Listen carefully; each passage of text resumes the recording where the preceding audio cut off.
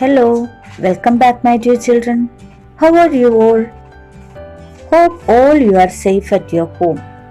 Are you ready for our English class? Okay, let's start today's section. Today we are going to learn a new poem, Mother and the Mouse, written by Faith Trexon, an Indian writer. Okay, listen to me, my dears. Are you afraid of anything? Yes, I think you are not afraid of anything because you are very brave. Maybe some of you are afraid of some small creatures like lizard, cockroach, scorpion, centipede, etc. Okay? What will you do if you see something that causes fear? Yes, definitely. You will run fast or you will scream. Okay? Is your mother or father or grandparent afraid of something? What do you think they will do if they see something frightening? Yes, most of the parents are very brave. But a few parents are afraid of even small creatures. If they see something frightening, they will run or seek help from others. Okay, my dears. This poem is about a mother and her son. It is a small incident about how a mother gets frightened when she finds a mouse in the kitchen and her son comes to her rescue. Let's see what happened later. Okay, dears. Shall we move on to the poem? Listen to me. I'll recite the poem.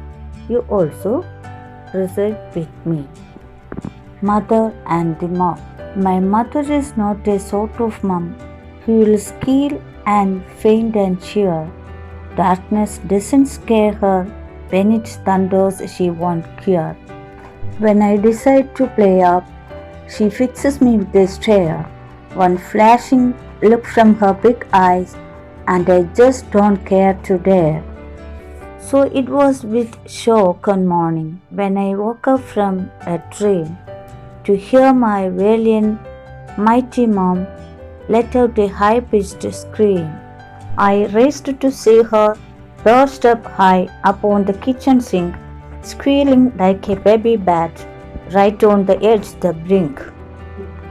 I asked her what the matter was. Had the pressure cooker burst?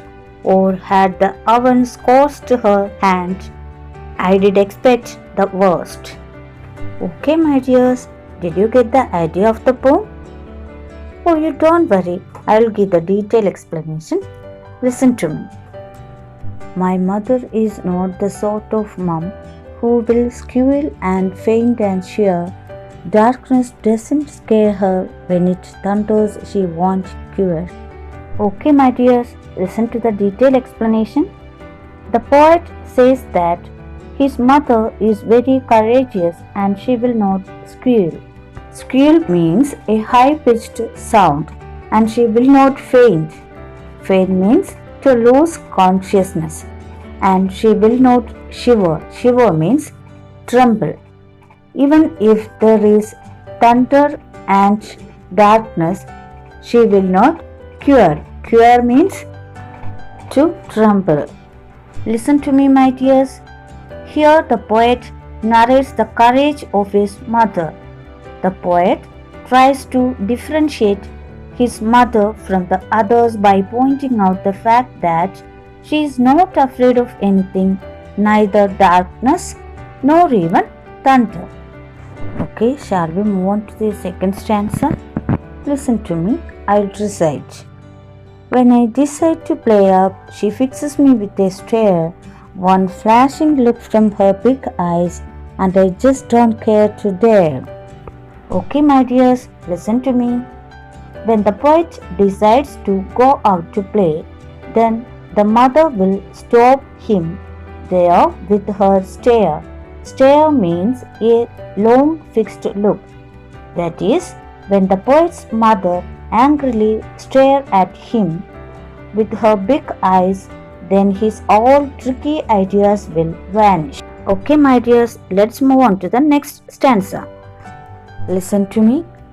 So it was with shock and mourning when I woke up from a dream to hear my valiant, mighty mum let out a high-pitched scream. Listen to me, my dears. How does the poet describe his mother here? Yes, very good. The poet's mother is very courageous person. Okay? But one day morning when the poet woke up from the sleep by hearing a high-pitched sound, then she realized that her mother was screaming. The sound of her scream came as a great shock to the poet because she has always known her mother be the woman of no fear. Okay, my dear students, shall we move on to the fourth stanza?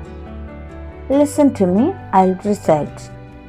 I raised to see her perched up high upon the kitchen sink, squealing like a baby bat right on the edge, the brink. Listen to me, my dears, I will give the detailed explanation. I raised to see her perched up high. Perched means to sat on something high. Okay? As soon as when the poet woke up from his shock, he ran to the kitchen to see what had happened. Then he saw that his mother was sitting upon the very edge of the kitchen sink and she was screaming. Her sound was very high pitched, so that the poet compares it with the sound produced by a baby bat. Okay, my dears, shall we move on to the fifth stanza? Listen here, I'll recite. I asked her what the matter was. Had the pressure cooker burst or had the oven scorched her hand? I did expect the worst. Listen to the explanation. When the poet saw his mother in that condition, he started imagining all the worst cases that might have happened that moment in the kitchen. He first asked her if the pressure cooker had burst open, then guessed if she burnt her hand trying to put something in the hot oven. Then the poet thought all the worst situations at that moment. Okay, dear children, let's move on to the next stanza. Listen to me.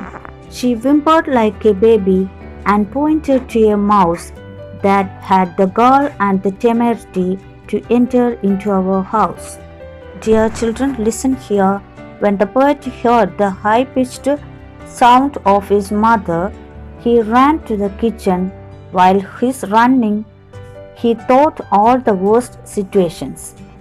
Okay, let's see why did the mother squeal like a baby bat. When the author entered into the kitchen, his mother was whimpered like a baby. Whimper means to make a quiet crying. Then she had no words to speak.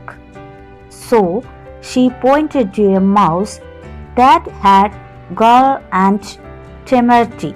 Okay, children, what do you mean by gall and the temerity? Gall means bold. Temerity means confidence. That is, the mouse is very bold and confident to enter that house than his mother. Okay, my dears, did you enjoy the poem?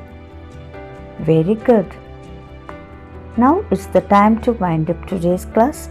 We will meet in the next class with the rest of the poem. Thank you.